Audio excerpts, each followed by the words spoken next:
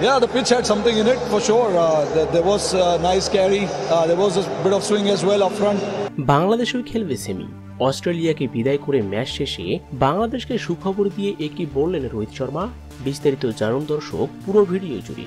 ভারতের দেওয়া 206 রানের লক্ষ্য 15.3 ওভারের মধ্যে তারা করতে পারলে নেট রান রেটে ভারতকে ছাড়িয়ে যেত অস্ট্রেলিয়া।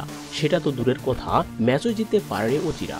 24 রানের জয়ে সেমিফাইনাল নিশ্চিত করেছে ভারত। গ্রুপ 1 থেকে প্রথম দল হিসেবে সেমির টিকিট পেয়েছে ভারত। তাদের এই জয়ে জমে উঠেছে বাকি 3 দলের সেমির সমীকরণ। এখন 3 দলেরই সেমিতে যাওয়ার সম্ভাবনা বেঁচে রইল। বাংলাদেশকে হারালে কোনো হিসেব ছাড়াই সেমিতে যাবে আফগানিস্তান। তবে বাংলাদেশ যদি আফগানিস্তানের বিপক্ষে আগে ব্যাটিং করে 160 রান করে এবং 62 রানের ব্যবধানে জিততে পারে, তাহলেই সেমিতে যাবে টাইগাররা। সোমবার সেন্ট লুসিয়া টসে হেরে আগে ব্যাট করতে নেমে নির্ধারিত 20 ওভারে 5 উইকেট হারিয়ে 205 রান করে ভারত। দলের হয়ে সর্বোচ্চ 92 রান করেন রোহিত শর্মা।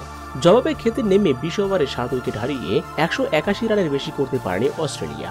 ফলে টানা 7 জয়ে সেমিফাইনাল নিশ্চিত হয় রোহিত কোহলিদের।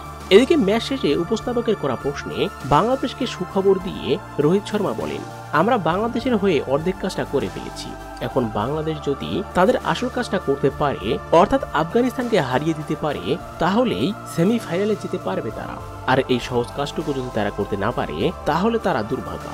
আমরা মনে প্রাণে চেয়েছিলাম বাংলাদেশ যাতে সেমিফাইনাল খেলতে পারে। শেষে রোহিত এও বলেন, বাংলাদেশ আমরা তোমাদের অর্ধেক কাজ করে দিয়েছি, এখন তোমরা তোমাদের বাকি অর্ধেক কাজটা সেরে নাও। তো দর্শক, রোহিত শর্মার মতে বাংলাদেশ কি পারবে আফগানিস্তানকে হারিয়ে সেমিফাইনাল নিশ্চিত করতে?